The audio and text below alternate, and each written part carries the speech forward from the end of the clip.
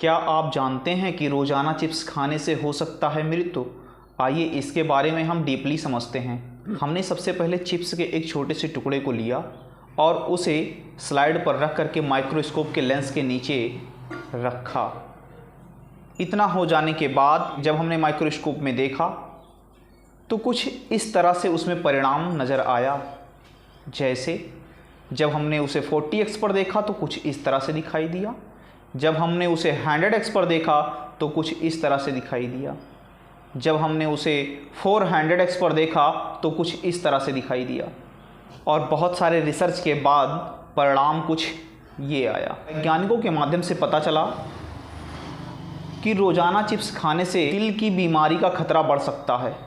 आलू के चिप्स में मौजूद ट्रांस फैट की अधिकता कोलेस्ट्रॉल को बढ़ाकर नसों को ब्लॉक कर सकता है, जिससे हार्ट अटैक का खतरा बढ़ जाता है।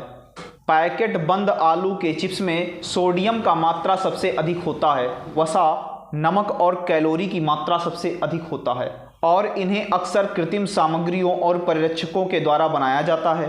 बहुत अधिक मात्रा में इसे खाने से मधुमेह और हृदय रोग जैसी बीमारी फैलती है और अन्य स्वास्थ्य समस्याएं भी हो सकते हैं। इसलिए चिप्स थोड़ा कम खाएं, क्योंकि चिप्स को जब माइक्रोस्कोप से देखा गया तो कुछ इस तरह से दिखाई दिया और इसमें विभिन्न प्रकार के केमिकल का भी यूज किया जाता है जो मानव के स्वास्थ्य के लिए काफ़ी हानिकारक है। तो रोज़ाना चिप्स ना खाएं। आपसे ये जानेंगे कि चिप्स और कुरकुरे हमारे सेहत के लिए कितने नुकसानदेह हो सकते हैं। देखिए, आज के दिन में जो पैकेज फूड की ट्रेंड चली है, जंक फूड की ट्रेंड चली है, उससे शरीर को बहुत ही ज़्यादा नुकसान पहुंच रहा है।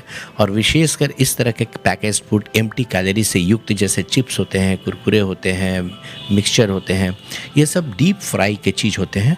और इस डीप फ्राई में कभी कभी सैम्पलिंग ली जाती है। आप देखते होंगे कि कभी कभी सैम्पलिंग में बहुत सारे ऐसे केमिकल यूज़ किए पाए जाते हैं जो शरीर के लिए नुकसानदेह हैं और not fit for human consumption होते हैं। इस्तेमाल किए जाते हैं तेल, वो कितने नुकसानदेह हैं हमारे सेहत के लिए और कैसे तेलों का इस्तेमाल किया जाता है?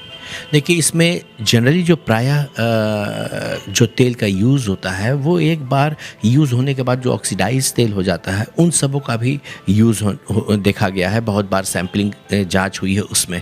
तो ये जो हाईली ऑक्सीडाइज्ड या फिर जो पॉली अनसैचुरेटेड जो तेल होते हैं, जो हार्ट के कार्डियक जो वेसल्स होते हैं उसमें जमने की टेंडेंसी रखते हैं और कोलेस्ट्रॉल बढ़ाने की टेंडेंसी रखते हैं। इस तरह के बर्नट आउट जो तेल होते हैं।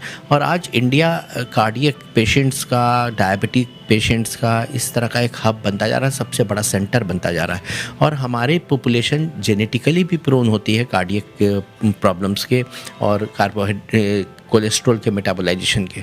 और उस पर से जब ये एडेड कोलेस्ट्रॉल आता है हमारे पास में, जो कि ख़राब तेल के रूप में आता है, सैचुरेटेड फैट के रूप में आता है और बर्नट आउट ऑयल के रूप में आता है, इस तरह से फिर से, तो ये बहुत ही ज़्यादा घातक हार्ट के टिश्यूज़ के लिए, हार्ट के जो वेसल्स होते हैं उनके लिए होता है।